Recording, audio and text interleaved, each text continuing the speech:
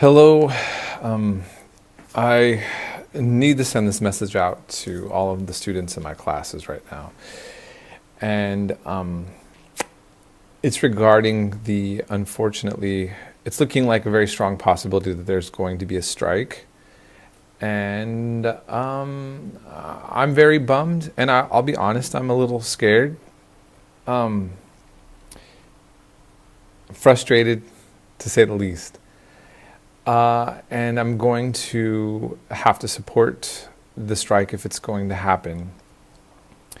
And I think it's important that you guys understand what's going on and how this affects you. It does affect you quite a bit. And so I want to explain why we're going to do this when we care so much as professors about our students, when we care about having money ourselves. Why would we do this, right? For me, I'm living overseas with no other income. Talk about bad timing for me. I don't even know what to do, to be honest. But it is what it is. And so I also want to say something. I'm a little out of the loop. I've been getting emails, but because I've been teaching online and I've been overseas and I have been focused on other things, I don't know. I felt hopeful that this situation with the powers that be in the district would be negotiated with the union of professors, because our demands are really reasonable and not radical by any means. But it just looks like this is going to happen. And unfortunately, I mean, this really... I would have talked to you guys earlier about this if I was more aware of just how dire things are kind of going down this direction. So forgive me for that. And I think that where the school, the administration, is really also doing all of you a disservice is they clearly don't have any plan to take care of the situation on your guys' end. So I'm going to first tell you how this affects all of us a little bit more clearly. I'm going to tell you why and what's going on with our demands, so you understand from like why we're doing this and what you can do, to help out in your own interests as well, regardless of whether you agree or disagree with us professors. Because it does affect you, then you have some sort of say in this. So basically, the demands, this is what it came down to. And I was just reading through more of the list today myself. Like I said, I have not been that involved in this at all. But for full-timers, and this may just affect the full-timers, basically their pay rate is like 2% over the next several years in the contract. And so what they were saying is, if you look at the percentage of the pay that they're getting, over the time period, it doesn't even account for inflation, and so they're actually losing. Wages are actually being depreciated. So it's not like even that we're asking to get paid tons extra, but not to lose, out on what you're getting paid. And the one that affects me, and that's a big deal, is that the administration wants to increase class sizes. Okay? And this affects you guys as well. So, I mean, part of the advantage of going to a junior college is a smaller class size means that we have more time as professors to put into communicating with all of you. The more students that I get, I have to grade more material. Here's the thing. We don't get paid, especially for those of us who are part-time. So I'm not going to talk about the full-timers right now. I'm going to talk about those of us who are adjuncts. That means that we're not full-time. They can only give us 3 classes. I would like to be full-time. I have not been given the opportunity to get a full-time position. They only pay us for the hours we're in the classroom, which is really just a salary. It's kind of a lie to say that we're getting paid hourly, because it's a salary. They say, okay, we're paying you for this amount of time that you spend in the classroom, whether it's in person or they've figured this out for the online experience, okay? Okay, so if that's the case, then why am I grading or communicating with my students when they have questions, right? Because when you guys have a question, or if I'm going to go grade your papers, that's off the clock now. That's my volunteer. I'm volunteering my time. Can you imagine any of you having a job where you get paid to work there, but the majority of what you're supposed to do is at your home and you're not getting paid for it? Like, you wouldn't even keep that as a job. But that's something that we're expected to do. Now imagine, okay, listen, so I understand this. This is a part of the deal of being a teacher. Okay, whatever. They want to add, like, I think the cap would be, and I'm not going to be precise, like another 10 students per class. I was looking at this proposal. If I'm teaching 3 classes and then I get that much more of students, then total, it's almost like I'm teaching another class for free. All right. So again, now I'm not getting paid for grading and doing all this, but now if you add up all the students that are coming into the classrooms, yeah, it's like now I am going to have like another small size classroom, but I'm not getting paid for it. It doesn't have any effect for me, benefit to my pay. That's not a fair condition, right? So yeah, these are issues that we're like, come on, people up top, right? And nobody would have a job at the school unless we're there, because you students go to see us, not the administrators, right? Like where the education is coming from. Now, look, I understand that schools have to have administrators. Schools have to have the whole body of people. So I'm not even disrespecting when it makes it sound like they're insignificant. I'm simply saying that how can they treat us this way? It's not fair, right? And I want to make this even more clear. I'm going to be very personal. I'm going to just say something. Okay, I'm totally fine with the fact that at Modesto Junior College, the janitors get paid well. And I don't want to demean at all the idea of being a janitor. But the janitors make over $1,000 a month more than I do.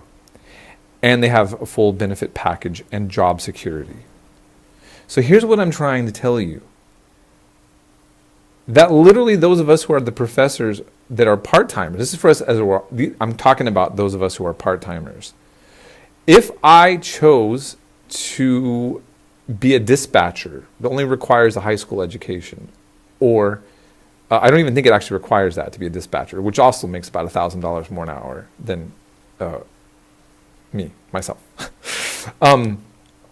If I switched to go do that, I would actually it'd be a career move to the advancement, pay-wise. And so why? So then but yet we're just supposed to put up with this treatment. And this is all facts. You can even Google. I believe that those of us who are working for the school, all of our wages are public knowledge. I mean, it's transparent. Like, you can Google our wages, if anybody doubts what I'm saying. Now, so then the question is, why do I do this? Well, because I love it. I have a passion for education. I was a student at Modesto Junior College, and it changed my life, and I was able to grow as a person. I consider history to be spiritual, to be important and fundamental to actually understanding the world and doing well. I did not do well growing up as a kid. My education, look, sometimes I have to really work on my English grammar, as I've discussed with some of my students, because I was not a good student for most of my life in school. I struggled. I had some complex family issues that I had to deal with. I would be what you would call lower middle class white status economically, right? I didn't have a bad life. I didn't have an easy life on the economic front. And college exposed me to a lot of things and helped me grow and do a lot of things. And that's something that I want everybody else to benefit from. I ended up being essentially a single father. I mean, I don't want to my ex-wife was involved with my daughter, but I mean, my daughter was with me full time for a good chunk of the time that I've been your Actually, the whole time that have been your professor, up until just a few months ago. And I've had to have 2 jobs to survive and take care of my child, to have the luxury of a 2-bedroom apartment just to ourselves, for example. I worked at a kids center. I changed diapers and gave bottles to babies, and I worked with children education while I was your professor online. And then recently I've been working at an antique shop before I left the United States, and I was doing that to supplement. And that gave me enough ability to take care of my basic needs, okay? So this is life for us that want to do this, you know? And so when we're asking for something like our demands that we're having, it seems ridiculous that we're even that we have to fight for this, right? To be blunt, it hurts my feelings, but whatever. Okay, so, you know, I've been working hard my whole life as an adult, so whatever, I'll just move on. But look, that's what's happening. So what does this happen? What does this mean to you guys? It means that your class isn't going to get done.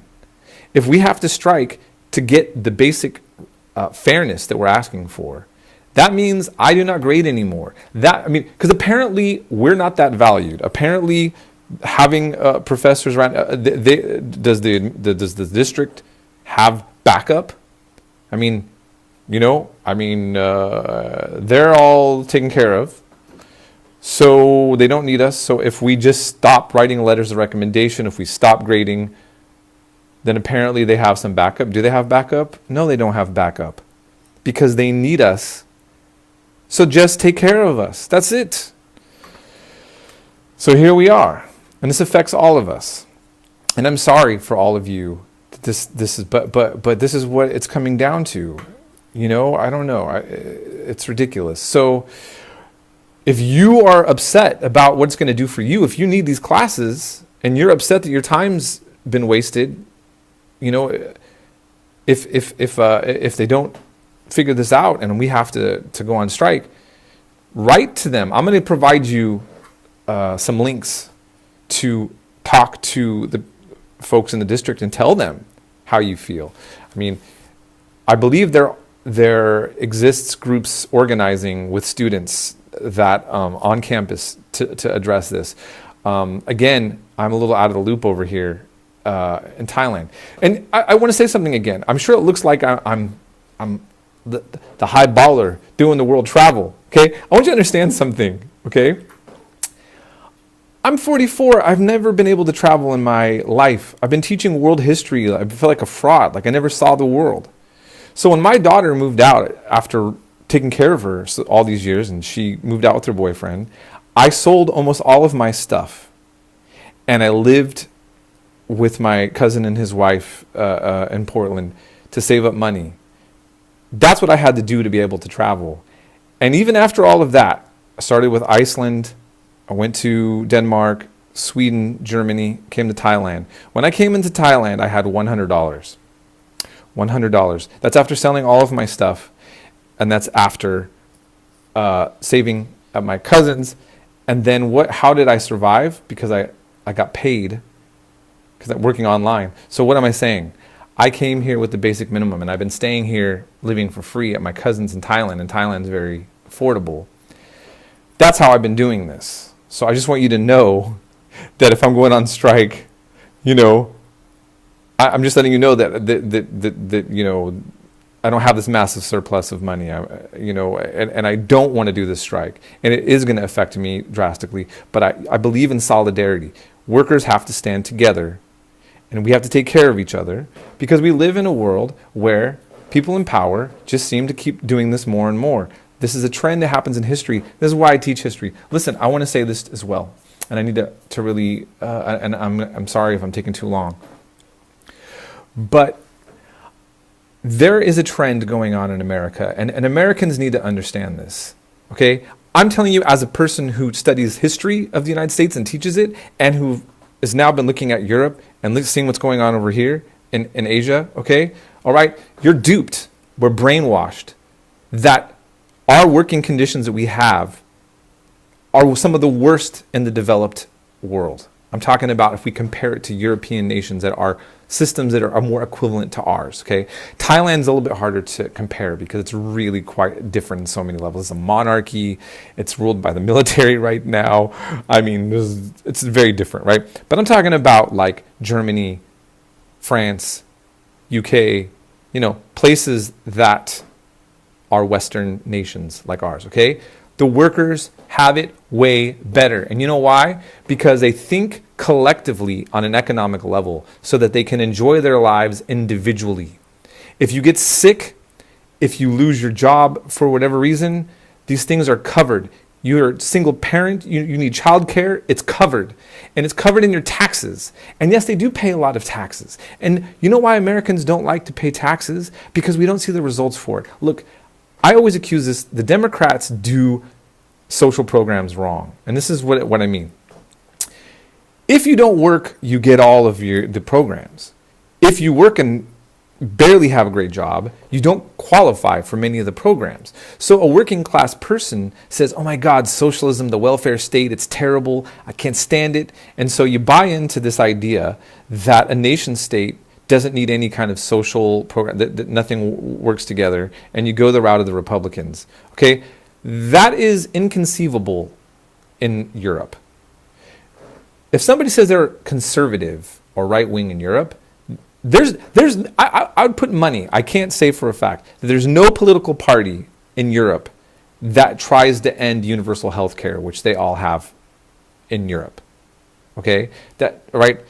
Nobody's going to call for the end of that. No, and college debt.